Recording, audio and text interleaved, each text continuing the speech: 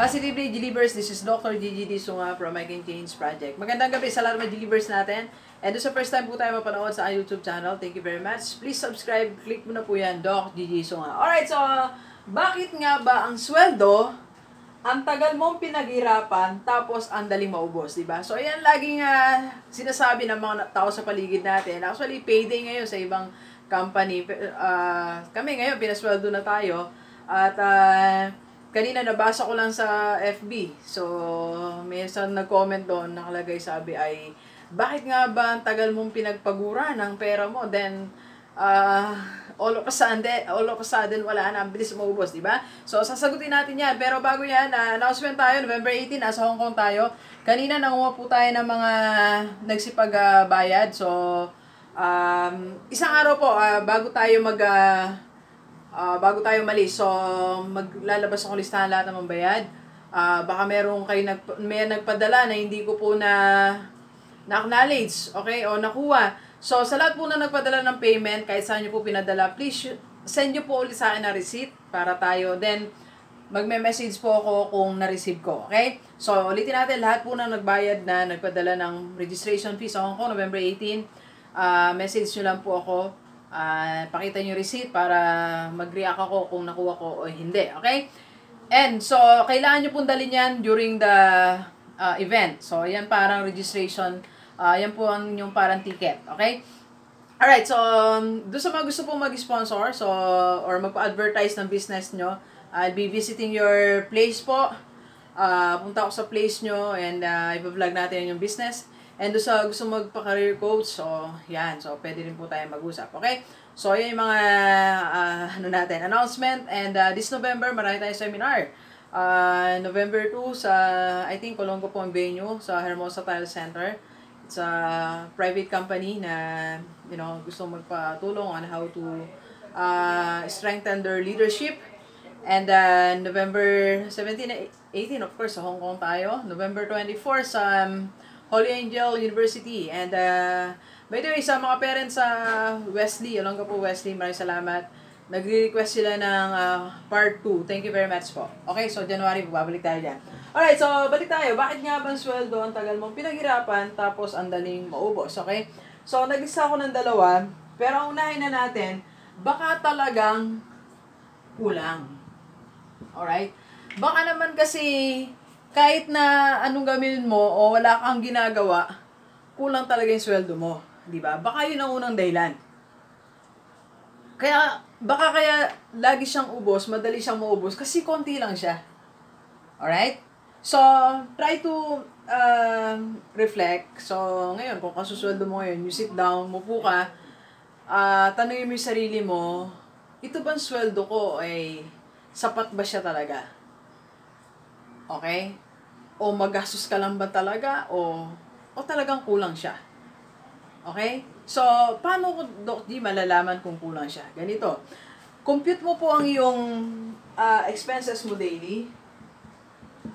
Yan. Expenses mo daily. For example, sa loob ng isang araw, ang expenses mo, pamasahe mo, gamit mo sa katawan, and everything. So, alam mo, nakagastos ka ng 200. So, times 30, dapat ay, magkano po yan? 6,000, di ba? So, tapos magbabayad ka pa ng bills, magbabayad ka pa rin kung mabayaran. Kung nagre-rent ka, di ba? Nagbo-board ka. So, kung mas madami pa yung gastos mo sa sweldo mo, kulang talaga. Maubos talaga yung sweldo mo. So, kailangan alamin mo ngayon kung baka kulang lang ang sweldo mo. Pangalawang dahilan, bakit nga ba ang sweldo ay ang tagal mong pinaghirapan, ang dali namang maubos? Pangalawang dahilan, hindi ka pa nakakauwi, ay ubos na ang 1/4. O nagastos mo na yung 1/4. Okay? So, nagbayad ka sa office mate mo, di ba, ng let's say 300 kasi nag-order ka ng Avon. Nagbayad ka doon sa, may mga nagpapautang, mga 1,000, so ubos na. Magkano na yung ubos mo? 1,300. Then, dumating si, nagpapahiram mo, may hinahiram ka sa office mate mo, mga 500, so 1,800 na agad, di ba? Then, nagkaya kang kumain, nagastos mo mga 300, so 2,000 plus na. Then, nadaan ka sa mga bilihan. So, nakabili ka ng 1,000 na item or 1,500. Magkano na? 2, 3, almost 4,000 na. Eh, ang tanong, magkano ba yung sweldo mo? Diba? Okay, so, yan na mga lawa. At mula na po magingay na ito. Ano? Tapos na natin. Number 3, number 4, ang daming dahilan. Pero para sa akin, X na yung mga dahilan na yan. Umistop ka na, kakaisip ng dahilan. Kasi baka nandito ka pa lang, ito lang talagang dahilan. Huwag mo na isipin kasi hanggang 10 yan eh. Hanggang 20, sasakit ang ulo mo kakaisip, bakit madali maubos ang pera mo? Kasi isa lang dahilan. Madaling maubos kasi kulang talaga. Kapos talaga, kahit anong gawin mong budget, kahit anong gawin mong tipid, kahit di ka gumalaw, wala kang orderin, wala kang bayaran, ubos talaga ang pera mo. Alright? So, kaya, ang dapat mong gawin, ganito, kapatid. Okay? Hindi ko sinasabi mag-resign ka sa trabaho mo. Ang sinasabi ko sa'yo, alright? So, magdagdag ka ng source of income. Laging ayan ang advice ko. Napansin niyo po ba? Laging ganyan ang ating Because, yan yung isa na nakikita kong tunay na makakatulong sa iyo.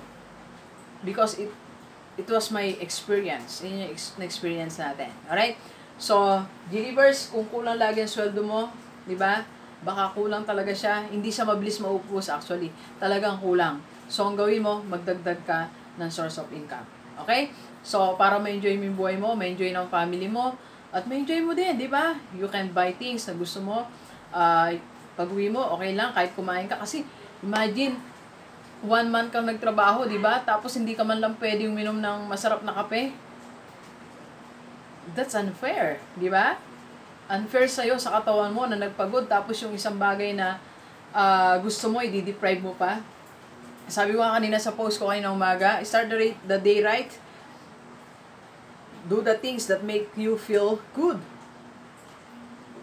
Okay? If that one thing makes you, bawa, yung coffee, kanina kasi at choco yung nilagay ko it makes me feel good, so I'll buy it. Diba? So, Delivers, isa lang solusyon, dagdagan ng sweldo. Alright?